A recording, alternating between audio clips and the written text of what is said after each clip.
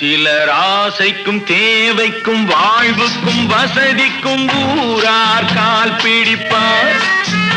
ஒரு மானமில்லை அதில் ஈனமில்லை, அவர் எப்போதும் வால் பிடிப்பார்.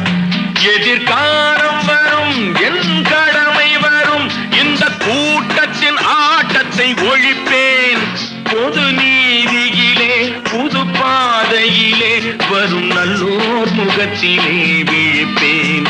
வரும் நல்லோர் முகத்திலே விழிப்பேன். நான் ஆணையிட்டால் அது நடந்து விட்டால் இங்கு ஏழைகள் வேதனை படமாட்டார்.